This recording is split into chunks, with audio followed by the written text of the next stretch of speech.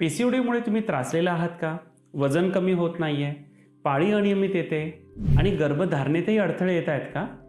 तर आज आपण पीसीओडीबद्दल संपूर्ण माहिती या व्हिडिओच्या माध्यमातून बघणार आहोत. पीसीओडी म्हणजे नेमकं काय? पीसीओडी का होतो? आणि आयुर्वेदाच्या मदतीने आपण त्यावर मुळापासून उपचार कसे करू शकतो हे सर्व जाणून घेऊयात. सर्वात आधी पीसीओडीमध्ये सिस्ट नेमके कशापासून बनलेले असतात हे बघूयात. जेव्हा अंडाशयामध्ये स्त्री बीजांची योग्यरित्या वाढ होत नाही तेव्हा त्याच बीजांचे रूपांतर एका पाण्याच्या गाठीमध्ये होते, ज्याला आपण सिस्ट म्हणतो. सिस्ट म्हणजे पाण्याची गाठ. जेव्हा अंडाशयात अनेक बीजांसोबत असे घडते म्हणजे नीट वाढ न होता अंड्यांचे सिस्ट बनते आणि असे अनेक अंड्यांमध्ये जेव्हा घडते त्याला आपण पीसीओडी म्हणजेच पॉलिसिस्टिक ओव्हॅरियन डिसीज असे म्हणतो. याचे मुख्य कारण शरीरातील दोषांचे असंतुलन असते. आयुर्वेदानुसार आपल्या शरीरातील कफदोष हा अतिशय चिकट आणि स्निग्ध गुणांचा असतो, जो संपूर्ण शरीराला आणि तसेच अंडाशयांना पोषण देण्याचे महत्त्वाचे काम करत असतो. पण चुकीच्या लाईफस्टाईलमुळे, रात्रीचे जागरण, खूप कोरडं खाणे, खूप चिडणे आणि स्ट्रेस घेणे अशा सवयींमुळे गर्भाशयातील कोरडेपणा वाढतो आणि हा कोरडेपणा चिकट कफालाही कोरडे करतो. यामुळे हा सुकलेला कफदोष बीजांना पोषण देणे थांबवून त्या अंड्यांभोवती जमा होऊ लागतो व तो पोषण न देता अडथळा निर्माण करतो आणि यामुळेच सिस्ट तयार होतात. हे सिस्ट तयार झाल्यावर शरीरात पुढील लक्षणं दिसू लागतात, ज्याकडे अजिबात दुर्लक्ष नाही केले पाहिजे. पहिले लक्षण पाळी अनियमित येणे किंवा पूर्णतः बंद होणे. हे वाढलेल्या वातदोषाचं लक्षण आहे, जो शरीरातील सर्व हालचाली नियंत्रित करतो. दुसरे लक्षण अचानक वजन वाढणे. हे कफदोषाचे आणि मेदधातूच्या बिघाडाचे लक्षण आहे. तिसरे लक्षण चेहऱ्यावर, छातीवर अतिरिक्त केस उगवणे. चौथे लक्षण लवकर न जाणारे पिंपल्स. हे वाढलेल्या पित्तदोषाचे आणि रक्तधातूच्या बिघाडाचे लक्षण आहे.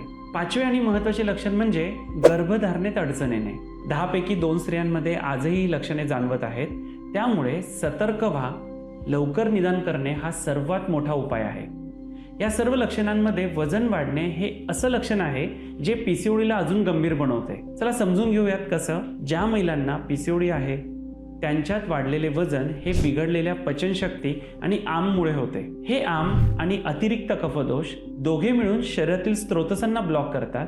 यामुळे पुरुष हॉर्मोन्स वाढतात, पाळी अनियमित होते आणि गर्भधारणेत अडचणी येतात. आयुर्वेदानुसार हे कफदोष आणि मेदधातूच्या असंतुलनामुळे होते, ज्यामुळे शरीरातील चॅनल्स ब्लॉक होतात आणि सिस्ट तयार होतात. फक्त 5 ते 10% वजन कमी केल्याने सुद्धा तुमची पाळी नियमित होऊ लागते.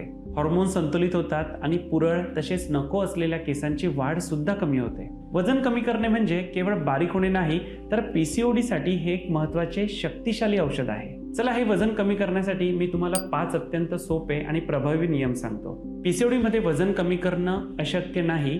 फक्त हे 5 नियम पाळा आणि तुम्हाला नक्की फरक जाणवेल. नियम 1, सततचे खाणे टाळा. दिवसातून फक्त एकदा म्हणजे दुपारी ठरलेल्या वेळेतच पोटभर जेवण करा. वारंवार खाल्ल्याने तुमची पचनशक्ती मंदावते आणि आम तयार होतो, ज्यामुळे वजन कमी होत नाही. नियम 2, रात्रीचं जेवण पूर्णपणे बंद करा. आयुर्वेदानुसार दुपारचं जेवण रक्त बनवतं, तर रात्रीचं जेवण शरीरात चरबी वाढवतं. रात्री भूक लागल्यास फक्त मुगाच्या डाळीचं वरण किंवा गाईचं गरम दूध घ्या. नियम 3, गोड, तळलेले आणि खारट पदार्थ पूर्णपणे टाळा. तसेच मैद्याचे आणि बेकरीचे सर्व पदार्थ तुमच्या आहारातून काढून टाका. हे सर्व पदार्थ शरीरात कफ वाढवतात. नियम 4, रोज सकाळी रिकाम्या पोटी कमीत कमी 40 मिनिटे वेगाने चाला. यामुळे शरीरातील साठलेली चरबी कमी व्हायला सुरुवात होते. नियम 5, रोज किमान 15 ते 20 मिनिटे कपालभाती प्राणायाम करा. फक्त कपालभातीने तुम्ही आठवड्याला 800 ग्रॅमपर्यंत वजन कमी करू शकता. हे झाले लाईफस्टाईल चेंजेस. पण यासोबत पीसीओडीच्या मूळ कारणावर म्हणजेच बिघडलेल्या दोषांवर आयुर्वेदिक उपचार नेमके कसे काम करतात तेही समजून घेऊया. आयुर्वेदानुसार पीसीओडी हा वात, पित्त आणि कफ दोषांच्या असंतुलनामुळे होतो, ज्यात कफदोष आणि मेद म्हणजेच चरबीचा धातू यांचा बिघाड मुख्य असतो. हा बिघाड अंडाशयातील सूक्ष्म मार्गांना ब्लॉक करतो आणि हॉर्मोन्सच्या कार्यात अडथळा निर्माण करतो. आयुर्वेदिक उपचार हे त्रिसूत्री तत्वावर काम करतात. 1, आमपाचन. पचनशक्ती प्रज्वलित करून साठवलेले टॉक्झिन्स पचवून टाकणे म्हणजेच आमपाचन. 2, दोषशमन. वाढलेले वात, पित्त आणि कफ यांना संतुलित करणे. 3, ब्लॉकेजेस दूर करणे. यासाठी आयुर्वेदिक औषधे, विरेचन आणि बस्ती यांच्यासारखे पंचकर्म उपचार अत्यंत उपयुक्त ठरतात। या शास्त्रोक्त उपचारांमुळेच शरीराचे ओव्ह्युलेशन आणि मासिक पाळीचे चक्र पुन्हा सुरळीत होते। सर्वात महत्त्वाची गोष्ट म्हणजे आयुर्वेद उपचार हे फक्त लक्षणांवर नव्हे तर पीसीओडीच्या मुळावर काम करतात।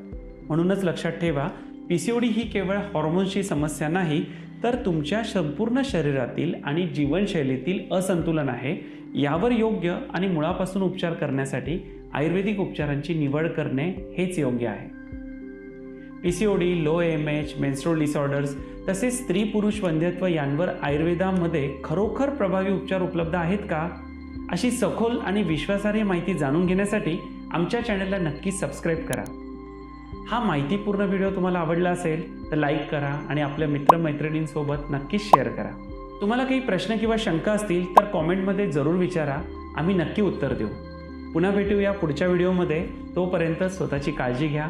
धन्यवाद।